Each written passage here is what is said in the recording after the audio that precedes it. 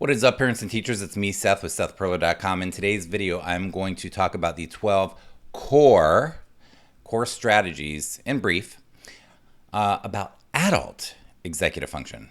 Adult executive function and ADHD. Now, usually I work with kids, usually middle school, high school, and college, but I've worked with a lot of adults over the years, and I get a ton of emails and requests about, can I speak more to adults? Now, I've done this a little bit before, but here I'm going to do it. I'm going to give you 12 core principles. These are excellent. These are well thought out, and they will help you if you want to watch this. So the problem with this video is I'm not going to be very nice in it. I'm not going to sugarcoat things for you. I'm not going to be my usual self. And part of the reason for that is I just found out that I was a teacher for a long time, and two of my former students, I just found out, tragically passed away. And that's definitely got me a bit somber and serious. And in making this video for you adults, I don't have a lot of patience for the BS that adults often do. Me. And I am someone who walks the walk. I walk the talk. I do what I talk about and what I'm going to discuss here. But I have so many people, parents, friends, people that I've worked with in the past that are so stuck, and I'm just really not having it today. You got this precious life. Don't squander it. Yes, it's hard. But anyhow, I just wanted to preface that before you hear and notice that I have a different tone and sort of what that's about today. All right, so what's the problem here? Why are so many people emailing me saying, Seth, can you talk to me about being an adult with ADHD or an adult with executive function struggles? I'm a teacher, I'm a therapist, I'm a parent, and yada, yada. Well, first thing I want to mention is the apple doesn't fall far from the tree. The apple doesn't fall far from the tree. So, there is a lot of evidence that there's a lot of genetics involved in this stuff. So when people are seeing that their child is going through something, a lot of times parents start looking into my work and they start going, oh my gosh, that was me. What's going on with my kid? Now I understand this differently, and that's what I experienced. So that's part of what's going on. And I don't talk about this much with adults, first of all, because my life is focused on serving kids, but also, like I said before, a lot of times adults act like babies about this stuff. It's funny because the adults oftentimes are more resistant than the kids. We have better developed BS.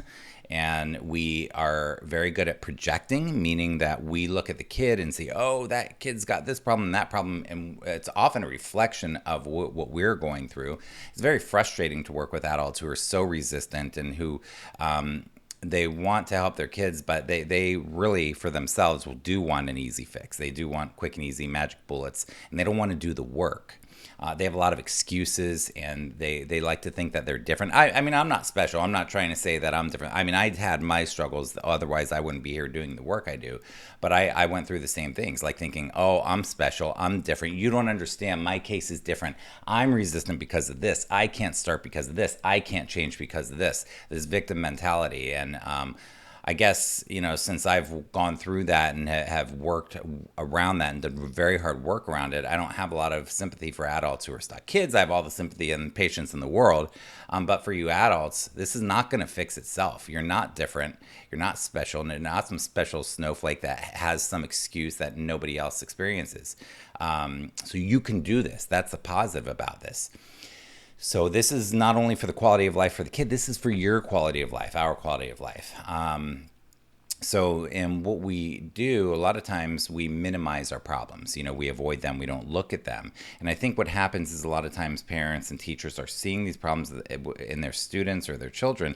And when they see them, it becomes more glaringly obvious what they're going through. And I think it's more difficult for people to minimize the stuff because it's so in their face, and they're being more honest with themselves, which is a great thing.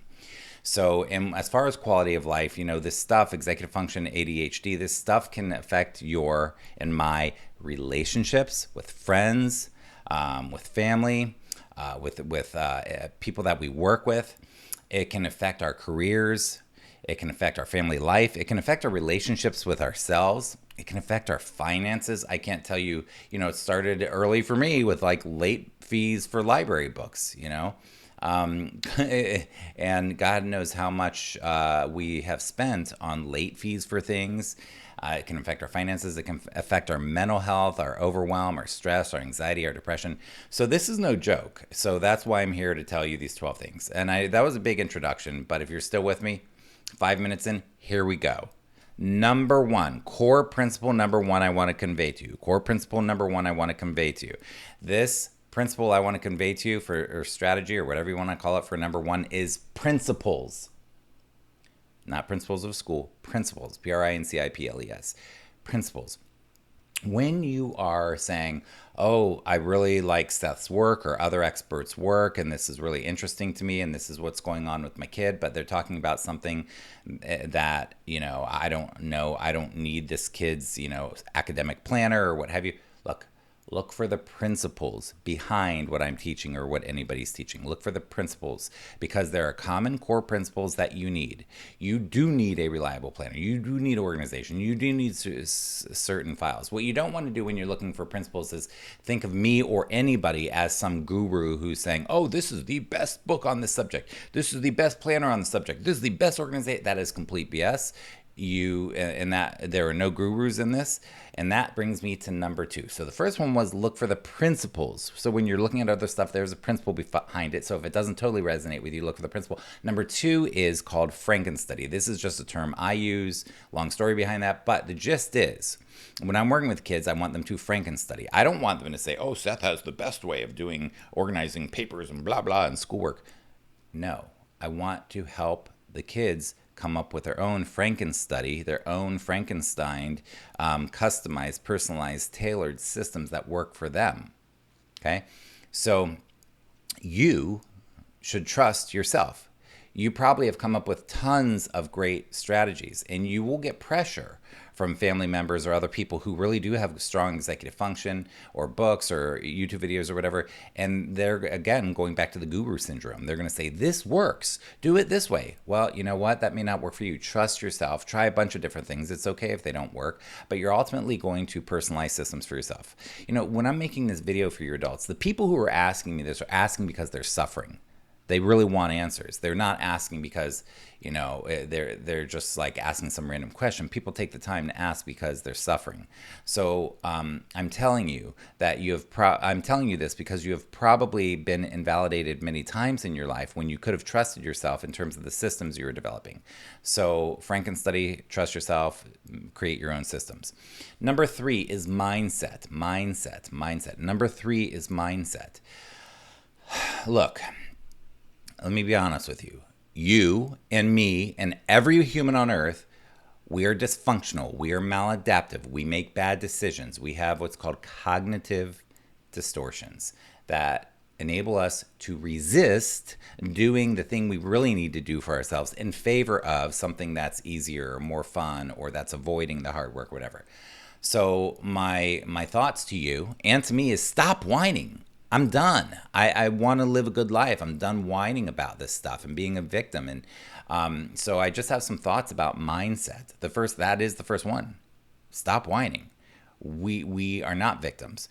Number two, we can ask our kids, ask our children, hey, do you have any ideas for me? Do you have any ideas around my ADHD executive function, how I am in this world?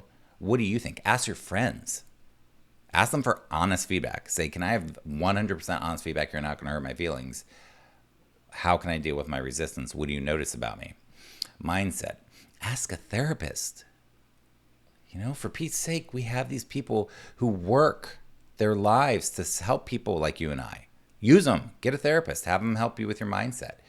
Do your own deep, hard inner work, your skeletons in the closet, your dysfunction, your journaling, your whatever, prayer, your support groups, whatever it is. It doesn't matter if it sounds cheesy. Do it. Have the mindset. You deserve this. Have the mindset. You deserve this. With mindset, be okay with the struggle. It's cool. No, it's not fun. Yes, it's frustrating. We frustrate ourselves, but it's okay.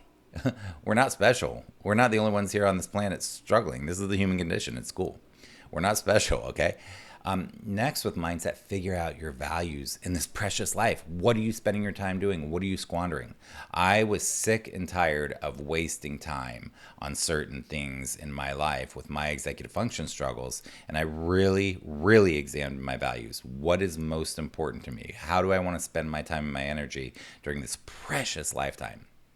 What are you doing here on this planet? You know, what are you here for? Figure it out. It's precious. So, and as I said before, with the tragic loss of a couple of former students who left this planet before their time, you and I, we have an opportunity to live today, right now. We're here. Like, let's use this, don't squander it. So those are my thoughts on mindset. Number 3. Number 4, reliable planners. You and I, we need a reliable system. And now, adults my kids are resistant to planners. I have adults who are resistant to using planners, and they say the same thing the kids do. I'll remember it. I have a to-do list, or I have a million to-do lists, whatever. So you need a reliable way for planning things. You have to prioritize really creating this. It takes a lot to create a good system of planning, planners, calendars, daily plans, long-term planning, all these things. It doesn't come naturally to a lot of us who struggle with this stuff. But yeah, you and I, number 4 is we do need reliable planners. You need to invest time in really designing a system that works for you. Number 5, oh my gosh, number 5, so easy. Use a timer. Use digital timers, use timers on devices, use timers all the time. Like, we are so resistant, and we need to chunk things down into small bits of time so that we can trick ourselves into getting started. So just buy some timers and put them everywhere and use them. They'll help you. I know it sounds like the silliest thing, but if you don't use them already, try them out. Number six is very important. This is accountability. You and I resist, and accountability helps us to get moving. I don't care if your accountability partner is your spouse, best friend, someone you aren't even friends with, but who really you admire the way that they are able to execute. I have a trainer at the gym that I pay for, and you better believe I'm paying him a lot of money. I'm going to show up to that gym, and without him, I don't show up as much. So that's accountability. There's lots of ways for accountability. So build in accountability. It's so important because we won't execute without good accountability. Number seven, envision. What does that mean? So essentially what you're wanting to do on some levels is to coach yourself. And what you can do is literally take some time, close your eyes, and envision coaching yourself. Envision, if you envision yourself as a child, what would you coach yourself to do as a child? Write it out. Envision what you need. And envisioning and creating mental imagery for me is very important in my process of change. I do it daily. I have a particular way I do it. I have a 3-page document that I update every once in a while with different areas of my life. I sit down, I read every morning, I close my eyes, I envision that thing. It is so powerful. Please don't ignore this number 7. Take time to daily envision things. Envision coaching yourself. Envision what you need. Envision things going really well, Number 8, similar to accountability, number 8 is called get help. Do not do this alone. We are social creatures. We need other people. Yes, that's the hardest thing in the world, to ask for help. We want our kids to be able to ask for help. Ask for help. It's humility. It's the hardest thing, but it's the best thing. We are in this culture where it's like, oh, we're not supposed to ask for help. That's complete BS. The strongest, most successful, happiest, most people that I admire ask for help all the time. That's how they get good at the things that they do. So anyhow, that'll help with accountability too, is asking for help. Ask people who are good at it. How do you do that? I'll give you one quick example. When I started my business in 2010, before that, for about 2 years, I asked everybody I knew who had a business if we could grab lunch and how to teach me something about business. And I took nuggets from all these different people. I didn't like everything that they said, but they helped me absolutely 100% jumpstart my business. Okay, so I asked for help, and that's just in one area. I didn't know how to do it. Ask for help. There are people out there that know how to do whatever you're trying to do. 9. Where's 9? Number 9. Very important, very practical. clean slating. I've worked with people for a long time. We have a lot of clutter, a lot of mental clutter, a lot of physical clutter, a lot of digital clutter. Clean slate. How do you clean slate your life? 2 ways I'm going to suggest you. Micro projects and massive action. Micro projects, massive action. Massive action means that's when you're going to say, okay, I'm sick and tired of this office. I am going to take massive action. I'm going to turn off my phone, shut the door, and I'm going to clean this office for an entire weekend or 2 weekends in a row. Or I'm going to have some really organized friends come over, and for 2 weekends, I'm going to pay them and buy them some food and whatever, and we're going to clean this office. Massive action. That could be with anything. But these are giant projects that you need to. I'm going to do all my files. This stuff has been bugging me for years. I'm going to do all the files. Massive action. Number 2, micro projects. Always be doing micro projects, tiny little overhauls, decluttering, minimizing, downsizing. I'm telling you, people, the clutter interferes with our quality of life, with our relationships, with our ability to be present in life. Start with clean slating. Number 10. 10. Visual homes.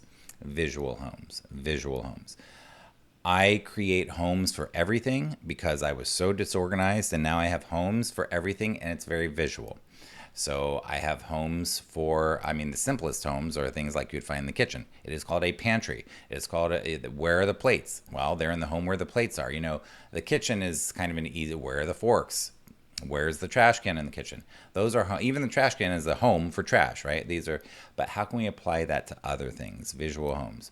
What do you need a home for? Your hobbies, your electronics, your cables. Start making visual homes. Your files.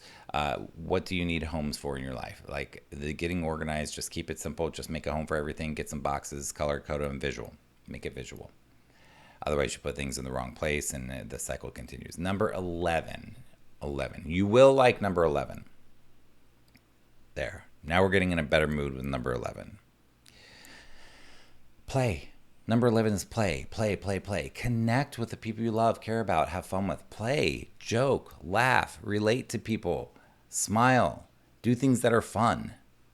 Don't forget. This is very important. Yes, this is deadly serious that we do all these other things to improve our quality of life and ADHD and executive function, but we got to remember to play. I know that I'm heavy on this video, but this is not the totality of my life. In fact, after I'm done today, I'm going to play. I'm going hiking. That's something that's play for me. Play, have fun, laugh, relate to people. 12, the last one. I said I was going to save the worst for last. Here's the worst one of all. There's no quick fix. We get in these mindless habits. We're unconscious of what we're doing. We're doing the cognitive distortions that I mentioned before. We run on autopilot. And lots of things can help this. But for me, the number one most powerful thing I've ever done in my entire life, ever, to help me with ADHD and executive function, as counterintuitive as this sounds, is meditation. Not woo-woo meditation. Meditation. Sitting. Stillness. Quiet, focusing on breath. There's a million ways to do it. I don't really care how you do it, but I'm just telling you, you can do all the other things I told you. The number one most powerful thing in my entire life that has given me a better quality of life has been meditation. If you don't do it, I can't explain to you how it works and why and all that stuff. You just have to experience it. It's one of those type of things. So I just want to really encourage you and start simple. 1 minute in the morning, 1 minute in the evening, use a timer and just sit still and breathe and listen. Listen to your thoughts, your emotions, just notice what's going on. That's it. 1 minute, start with that and go from there. All right, that's it. 12 core concepts for executive function and ADHD for me, Seth Perler at sethperler.com. If you like my work, like it, give it a thumbs up, leave a comment below.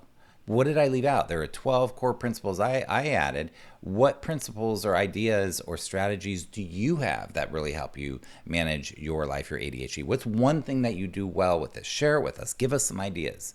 And the very, very last thing that I want to say is this. Your kids need you. The people in your life need you. And when we have these struggles, it interferes with our ability to be present. They need you. They need time with you. It is so precious. So after you're done with this silly video here, Go connect with your kids. Go connect with the people in your life. Have a fantastic day. Thumbs up, leave a comment, subscribe, share the stuff. Peace out. Later.